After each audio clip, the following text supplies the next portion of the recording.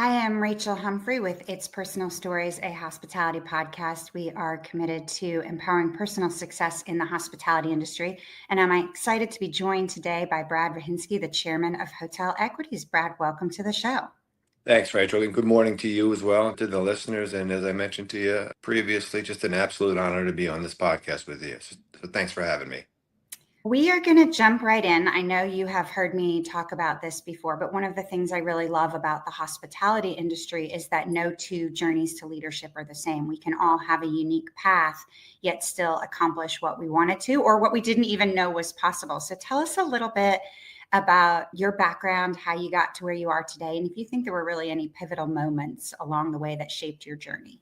Sure. And by the way, I completely agree with you. I think that's one of the wonderful things about this business, the hospitality space. And I may be the poster child for this industry in terms of you don't have to be particularly bright, you don't have to have a bunch of degrees to do okay. And to dive into it, Rachel, I was up north in Pennsylvania and got out of high school, just started college, and my parents had just moved down to South Florida. This is back in the 80s, mid to late 80s, and got in trouble. The school very kindly asked me to leave. And so next thing I know, I'm in a car. I'm driving down about 17, 18 hours to South Florida. I call my father on a payphone and say, "Hey, I got kicked out of school. I'm coming down."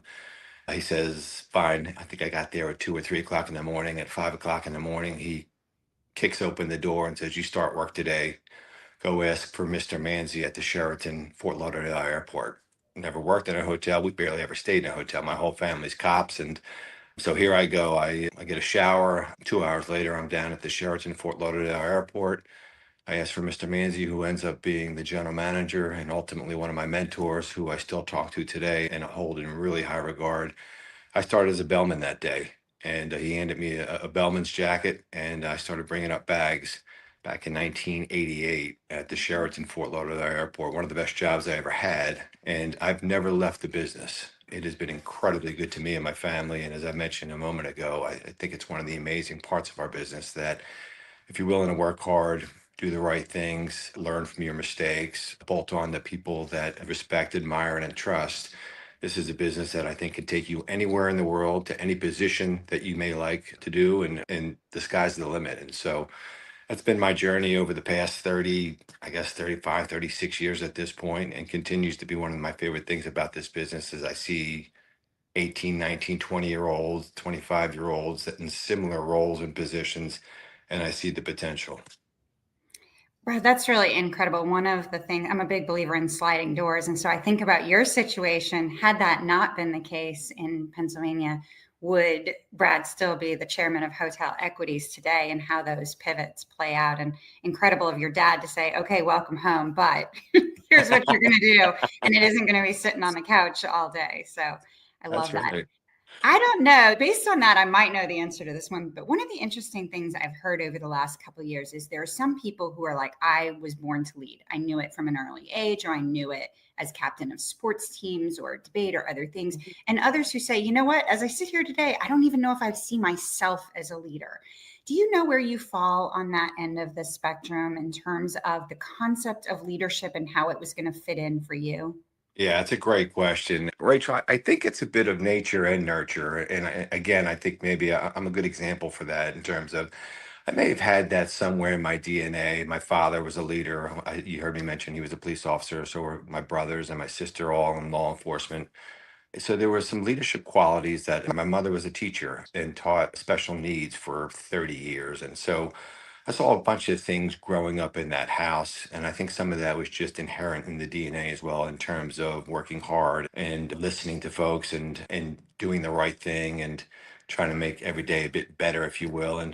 But I certainly also believe a bunch of it is nurtured as well. I've had the good fortune through a ton of failings to be taught with some really wonderful mentors and teachers and leaders and coaches. And I continue to do so today with some mentors that I have that I lean on heavily and often. When I started to take leadership roles in the industry 20, maybe 22, 23 years ago, Rachel, I can tell you I was a bit of a bull and maybe had a bit of a Superman ego that I could do it all myself. And I think maybe the biggest thing that I've learned over the past 13, 14, 15 years in particular, as I've been a part of Hotel Equities, and I've had the privilege to be led by Fred Cerrone, our founder, is that you can't do it all yourself, particularly if you are looking to grow not just the business, but personally. And one of the things he's often said to me is, it's not how many times you cross the finish line, Brad, it's how many people you bring with you.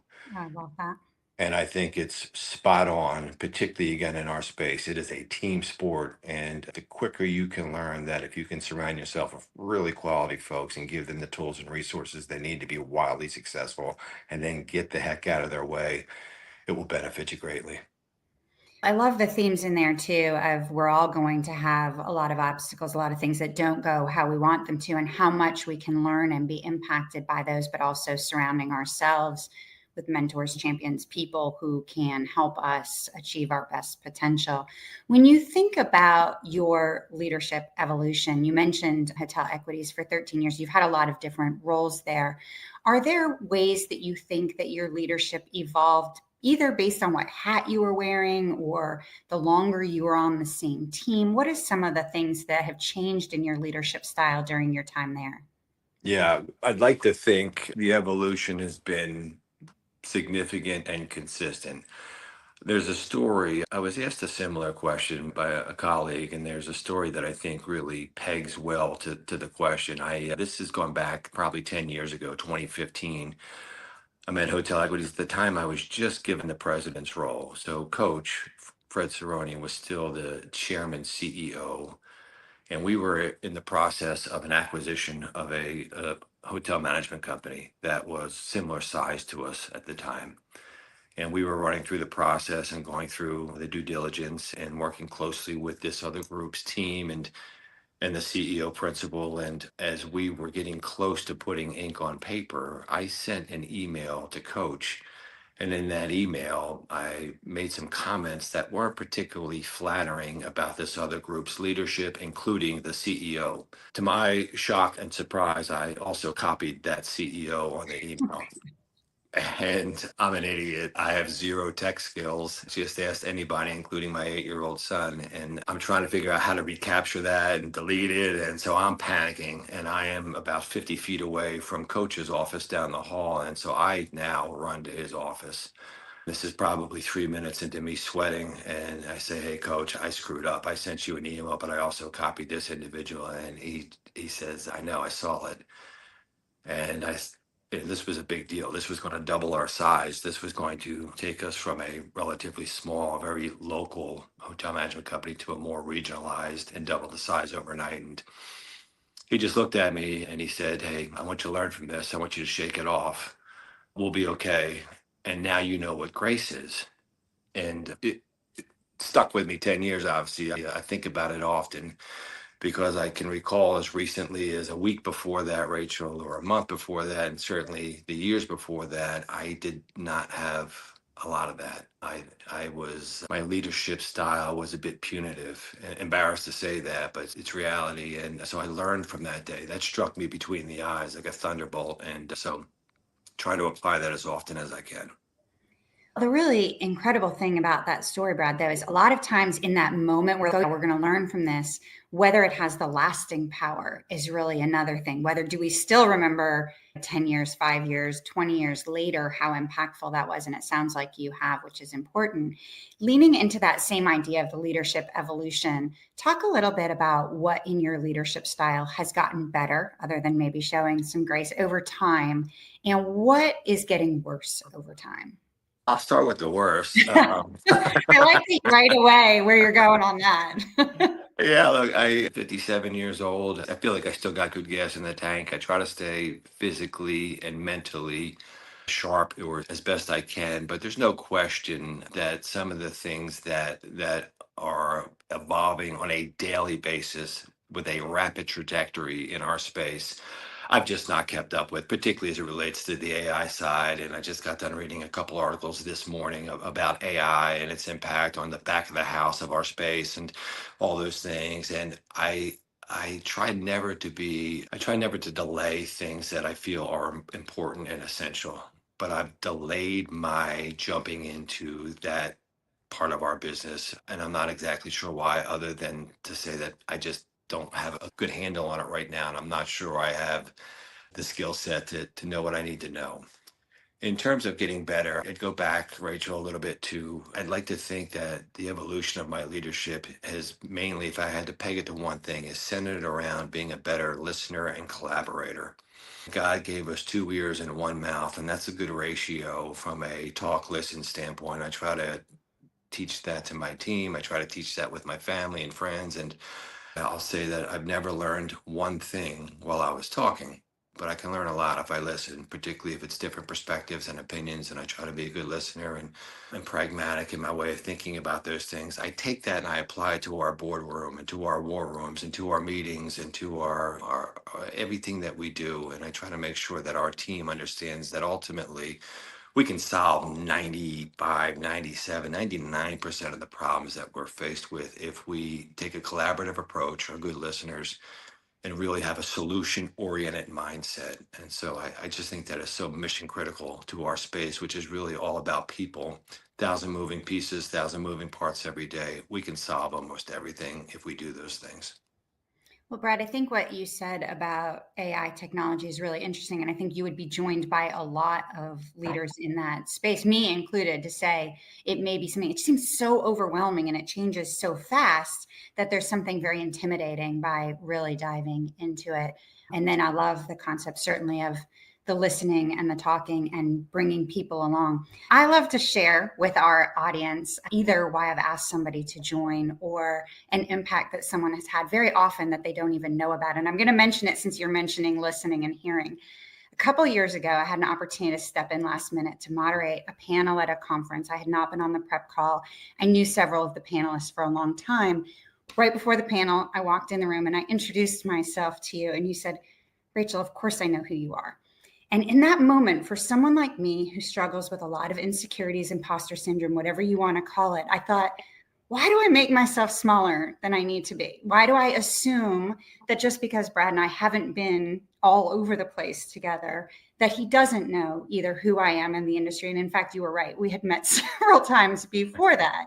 But it was a really important part to me of your leadership to be honest enough to give me that moment, whether you knew you were doing it or not, in building confidence, in building relationships and other things. So it has had a very lasting impact. And I try to do it to others because I think there's a natural tendency when you meet someone you've already met to be like, God, of course I've met them. And then you walk away and you're like, how do they not remember that I've met them 30 times? But you did it in such a way that really was very elevating for me. And I am very appreciative. I think about it a lot, actually, like I said, and I've tried to implement that if I ever have that same opportunity.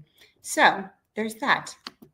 Thanks for sharing that. That means a lot. You just made my day. And I would just say to that, Rachel, everybody wants to feel like they have purpose and significance. And it's a really easy thing that doesn't cost a dime to make somebody feel good. But I appreciate you sharing that. Yeah. Thank you. I know we are, quote unquote, out of the pandemic. It's in the rearview mirror, whatever you want to say. But for a lot of us, there were many challenges and many experiences in our leadership that we had never had before. We had no mentors to get us there in terms of mentors who had also been through it before.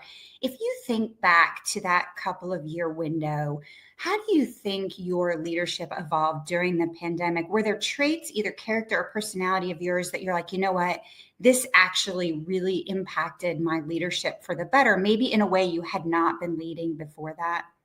Yeah, great question again. And I often say that time was obviously transformative. It was potentially existential for us as an industry. We went from 75% occupancy to 10% overnight. And all of the groups are now in their boardroom saying, how do we survive this? How do we punch our way out of this? And it was incredibly humbling for my first time in my career. While there's been obviously moments where unfortunately you have to make changes or adjustments to your team, and while that never feels good ever, even when it's necessary, COVID created a scenario where that was significant for a time, and it was damaging physically, mentally. If you are a leader who has a heart, and our business is filled with those folks, you did not come out of that without scar tissue. And so seeing how those decisions were impacting people that you cared about was just something that you can't unpack. And hopefully you learn from it. And One of the things we did when that occurred, we were getting phone calls from some groups that were essentially saying, hey, we know you're in trouble. We're going to throw you a lifeline, but you got to identify 50% of your team and there's going to be bloodshed. That was not appealing. But we figured that there were other groups similar to us who were in a very identical situation that were getting those same phone calls. So we started to reach out and we created a different model, a true partnership alliance model that allowed us to bolt on to one another without bloodshed and but create that scale that was going to allow us to create immediate efficiencies and savings and on all things up and down the P&L. And that's how we punched our way out of it. And it's one of my proudest moments. You talk about silver linings, that the team was able to come up with this model that was, I think, transformative. And I think had never been done prior in the industry, specifically to the way that we were applying it. And I still don't think it's ever been recreated or replicated. And, it allowed us to become the organization that we are today.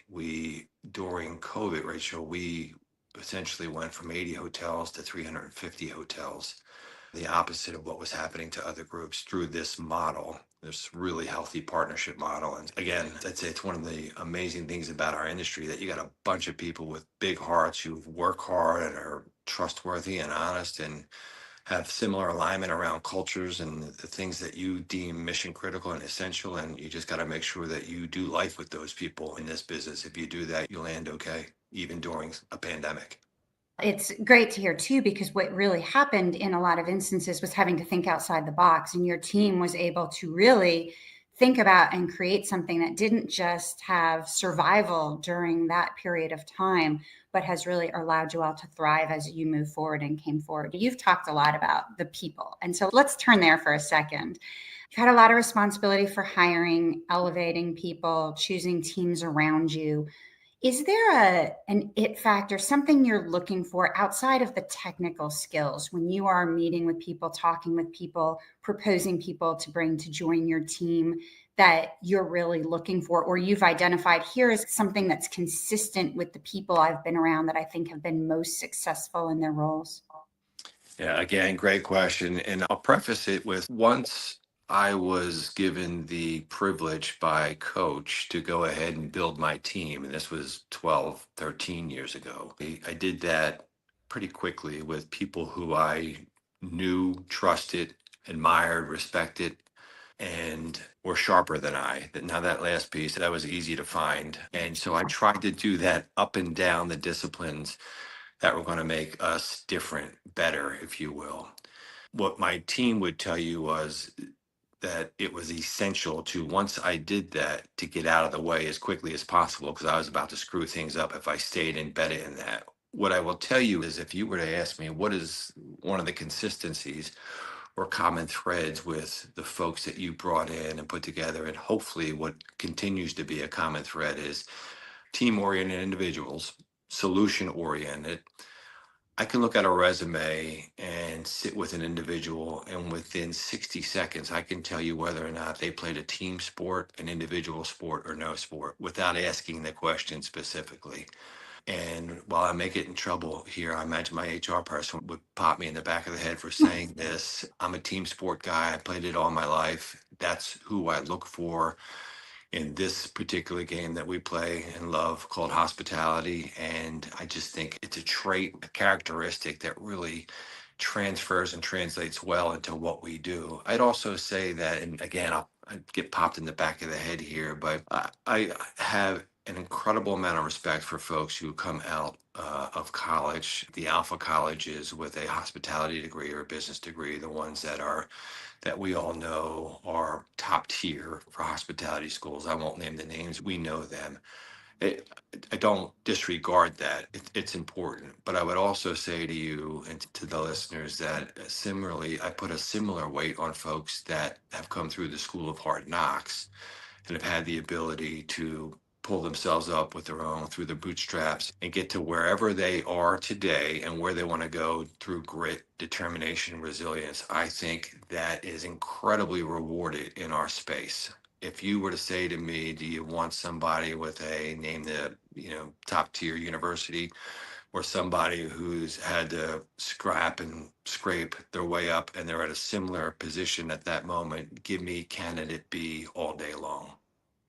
It's interesting what you say about sports, because I think that both a lot of my own life and leadership lessons came from sports. And I watched it with my children, who are both grown now as well, in their interaction and the life lessons they learned and the leadership lessons they've learned. And we've heard that actually from a lot of guests talking about the real impact of sport. There's some really fascinating, I won't bore you with them right now, but there's some fascinating statistics about women in the C-suite and a correlation to having played competitive sports as part of a team.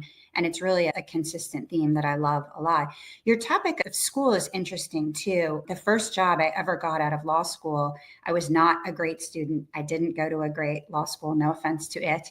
But my boss said I didn't go to a good law school and I wasn't a good student. And I don't think that the ranking of your law school and your GPA is going to determine whether you're going to be a great trial lawyer or not. And that has always been ingrained in me. And one of the things in my hiring, I love people who also work while they were in school, because I had to work full time while I was in college, while I was in law school, to pay for it.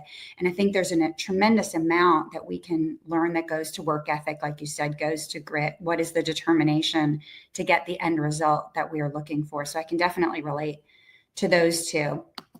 I want to talk about one of the things. You and I serve on several boards in the industry together, and there's a lot of things we can learn in leadership skills from involvement with boards, associations, nonprofits, that's very different than the leadership skills that we learn in our everyday corporate roles. Talk about why it's important to you to spend time with those boards, and is there anything that you've learned from service on those that might be different than your day job?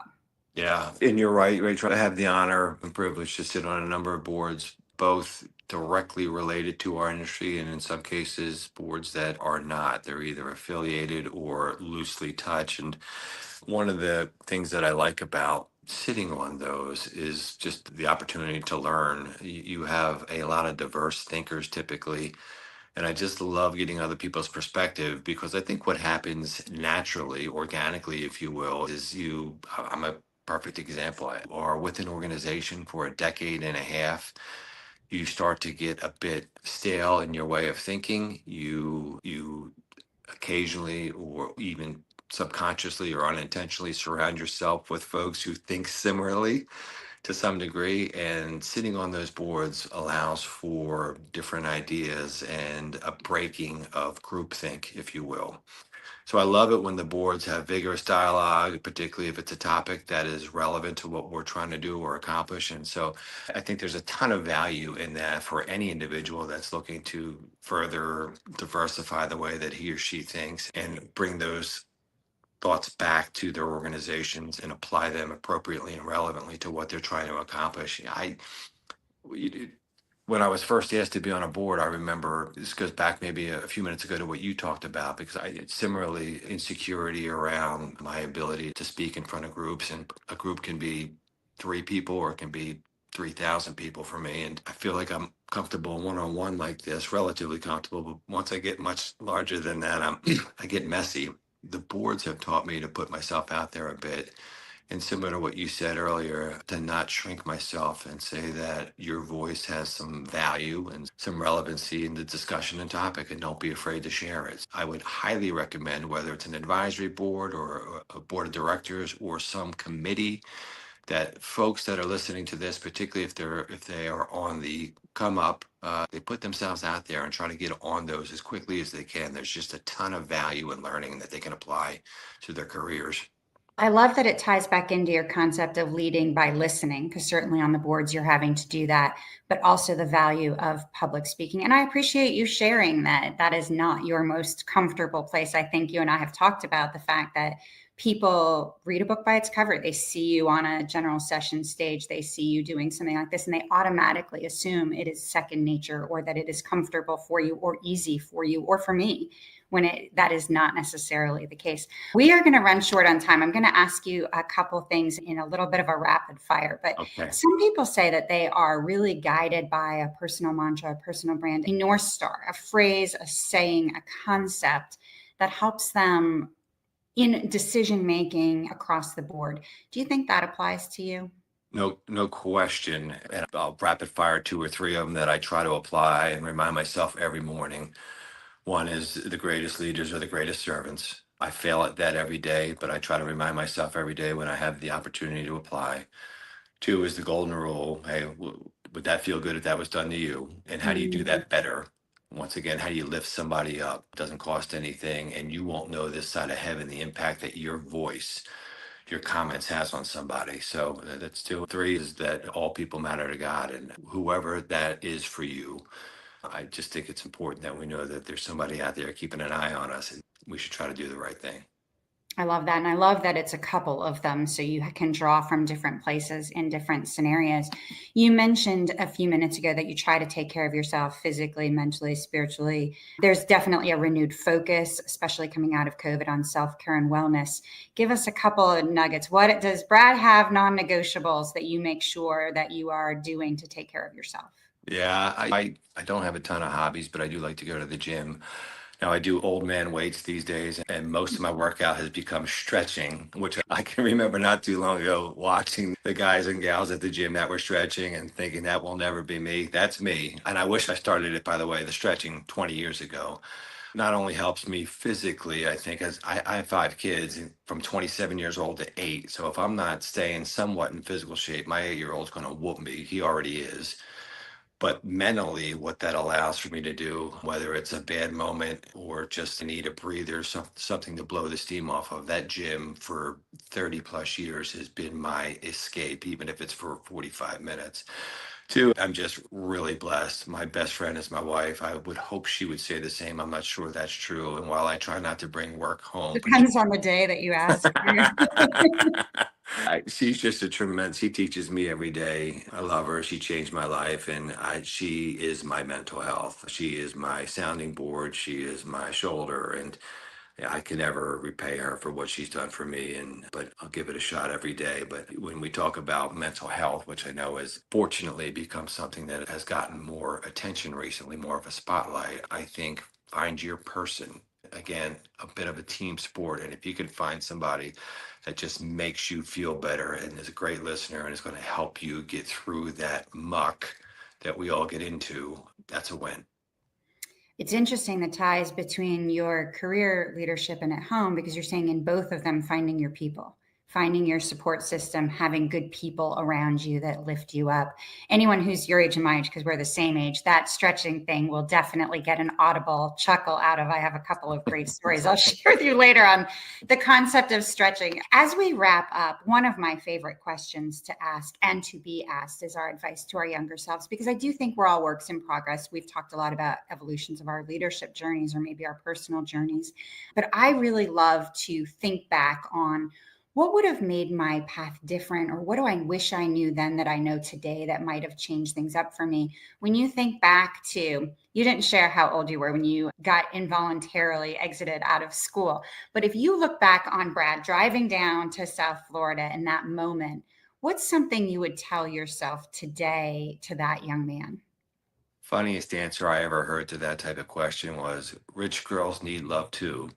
But the real answer there is HR, yeah, there. the real answer is don't be afraid to fail. Early on, young, you have some ego and pride and you're afraid to raise your hand or say something silly or dumb or fail and it be in a spotlight or visible. Boy, I'm here to tell you, nobody cares and it will be forgotten, but you'll learn from it. And if you apply that appropriately, it will just elevate and escalate your trajectory in a way that if you're too careful, you're going to get stuck.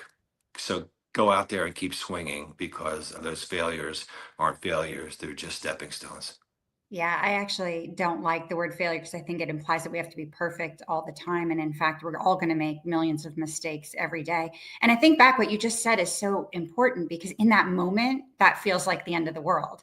And the number of moments that I've had that I thought were the end of the world that I can't even remember what they were today is really telling, as to your point of to keep doing it and moving forward. As you think about the motto of It's Personal Stories, which is empowering personal success, you've shared a lot about your journey, some of your leadership insights today. Is there any final thought you'd want to leave our audience with? I would just harken back to what I said a moment ago, that whether it's the hospitality space or name the industry, ultimately, my father always said, who you do life with will determine ultimately where you land. If you run with knuckleheads, you're going to get in trouble. And you're going to look back and say, why did I do that? Or what just happened there? You surround yourself with good people, more often than not, you're going to land pretty good and good things will happen.